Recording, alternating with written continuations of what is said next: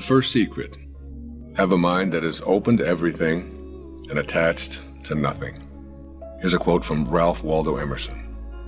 I wish to say what I think and feel today with the proviso that tomorrow, perhaps, I shall contradict it all. And here's a quote from Robert Frost.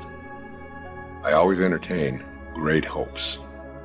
Having a mind that is open to everything and attached to nothing sounds easy until you think about how much conditioning has taken place in your life and how many of your current thoughts were influenced by geography, the religious beliefs of your ancestors, the color of your skin, the shape of your eyes, the political orientation of your parents, your size, your gender, the schools that were selected for you, and the vocation of your great-grandparents, to list only some possibilities. You showed up here as a tiny infant capable of an infinite number of potentialities. Many of your choices remain unexplored because of a hopefully well-intentioned conditioning program designed to make you fit the culture of your caretakers. You probably had next to no opportunity to disagree with the cultural and societal arrangements made for your life. There may have been some adults who encouraged you to have an open mind, but if you're honest with yourself, you know that your philosophy of life, your religious beliefs, your manner of dress, and your language are a function of what your tribe and its heritage determined was right for you. If you made any fuss about going against this preordained conditioning, you probably heard even stronger voices insisting that you get back in line and do things the way we've always done them. Fitting in superseded having a mind that was open to new ideas. If your parents were Jewish, it's unlikely that you were raised to honor and respect the Muslim religion and vice versa. If both your parents were Republicans, it's improbable that you heard the virtues of the Democratic Party extolled. Whatever the reasons our ancestors may have had for not having open minds, it's true that they inhabited a much less populated world than we do. In today's overpopulated world, we simply cannot continue to live with those old styles of closed-mindedness. I urge you to open your mind to all possibilities, to resist any efforts to be pigeonholed, and to refuse to allow pessimism into your consciousness. Having a mind that is open to everything and attached to nothing seems to me to be one of the most basic principles that you can adopt to contribute to individual and world peace. No one knows enough to be a pessimist. Find an opportunity to observe a tiny little green sprout emerging from a seed. When you do, allow yourself to feel the awe of what you're seeing. A famous poet named Rumi observed, "Sell your cleverness and purchase bewilderment." The scene of an emerging sprout represents the beginning of life. No one on this planet has even a tiny clue as to how all of this works. What is that creative spark that causes the life to sprout? What created the observer, the consciousness, the observation, and perception itself? The questions are endless. A short while ago, Earthlings in the space program were moving a tiny vehicle on Mars via remote control. Invisible signals took 10 minutes to travel through space and arrive to make right turns and instruct a scoop to pick up some Martian real estate to examine. We all marvel at such technological feats, but think about it for a moment. In an endless universe, Mars, our closest neighbor, is the equivalent of moving a billionth of an inch across any page that you might be reading. We move a little vehicle on a neighbor next door, and we're so impressed with ourselves. There are billions and billions of planets, objects, and stars in our galaxy alone. And there are uncountable billions of galaxies out there.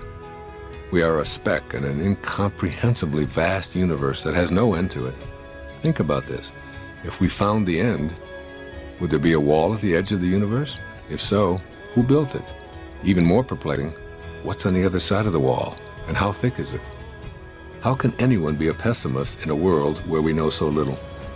A heart starts beating inside a mother's womb a few weeks after conception, and it's a total mystery to everyone on our planet.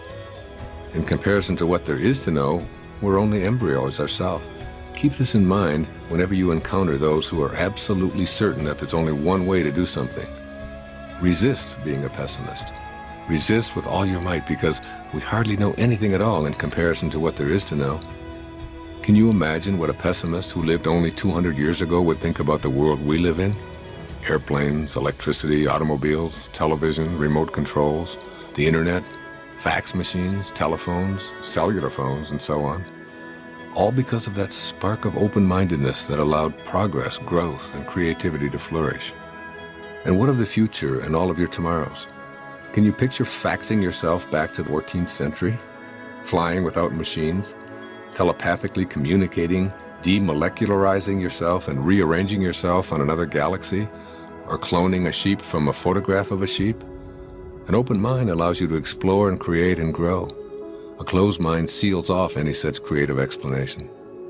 Remember that progress would be impossible if we always did things the way we always have. The ability to participate in miracles, true miracles in your life, happens when you open your mind to your limitless potential. The miracle mindset. Refuse to allow yourself to have low expectations about what you're capable of creating. As Michelangelo suggested, the greater danger is not that your hopes are too high and you fail to reach them, it's that they're too low and you do. Have within you an imaginary candle flame that burns brightly regardless of what goes before you. Let this inner flame represent for you the idea that you're capable of manifesting miracles in your life. In every single case of a person experiencing a spontaneous healing or overcoming something that was considered to be impossible, the individual went through a complete reversal of personality. They actually rewrote their own agreement with reality. To experience godlike spontaneous miracles, you must have a sense of yourself as godlike. The scriptures say, with God, all things are possible. Now tell me, what does that leave out?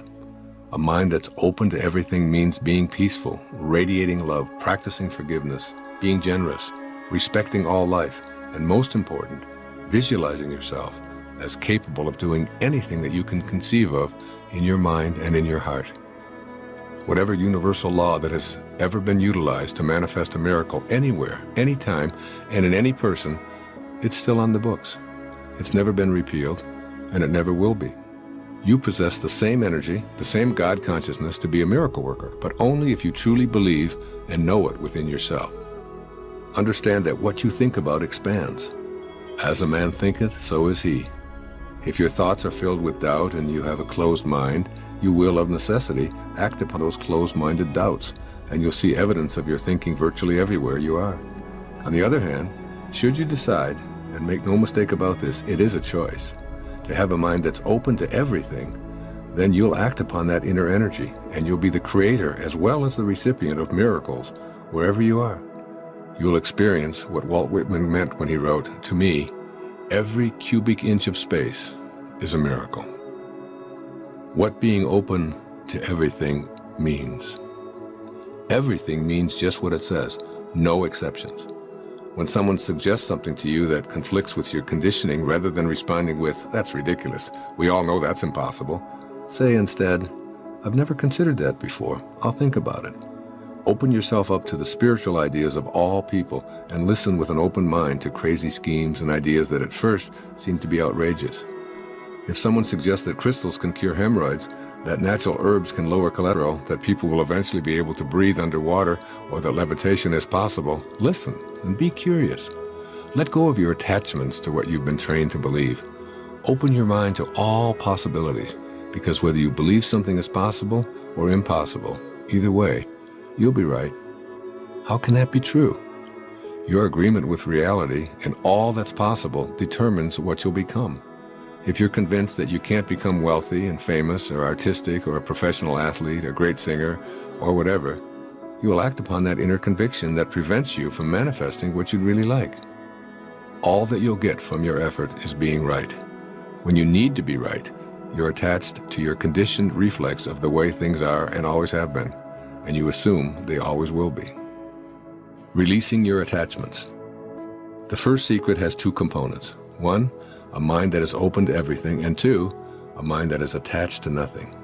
Your attachments are the source of all your problems. The need to be right, to possess someone or something, to win at all costs, to be viewed by others as superior. These are all attachments. The open mind resists these attachments and consequently experiences inner peace and success. To release attachments, you have to make a shift in how you view yourself. If your primary identification is with your body and your possessions, your ego is the dominant force in your life. If you can tame your ego sufficiently, you'll call upon your spirit to be the guiding force in your life. As a spiritual being, you can observe your body and be a compassionate witness to your existence. Your spiritual aspect sees the folly of attachments because your spiritual self is an infinite soul. Nothing can make you happy or successful. These are inner constructs that you bring to your world rather than what you receive from it. If you think peaceful thoughts, you'll feel peaceful emotions, and that's what you'll bring to every life situation. If you're attached to being right or absolutely need something in order to be at peace or to be successful, you'll live a life of striving, yet never arriving. It's possible to have a burning desire, yet not have attachments. You can have an inner vision of what you intend to manifest and still detach yourself from the outcome. How? Consider this observation in A Course in Miracles. Infinite patience produces immediate results. It sounds like a paradox, doesn't it? Infinite patience implies an absolute certainty that what you'd like to manifest will indeed show up in a perfect order and exactly on time. The immediate result you receive from this inner knowing is a sense of peace. When you detach from the outcome, you're at peace, and you'll ultimately see the fruits of your convictions. Suppose you had a choice between two magic wands. With wand A, you can have any physical thing you desire by simply waving it. With wand B, you can have a sense of peace for the rest of your life, regardless of what circumstances arise. Which one would you pick? A guarantee of stuff or inner peace for the remainder of your life? If you opt for peace, then you already have wand B. Simply have a mind that is open to everything but attached to nothing. Let it all come and go as it will. Enjoy it all, but never make your happiness or success dependent on an attachment to anything, any place, and particularly any person. In all of your relationships, if you can love someone enough to allow them to be exactly what they choose to be, without any expectations or attachments from you, you'll know true peace in your lifetime. True love means you love a person for what they are, not for what you think they should be. This is an open mind and an absence of attachment.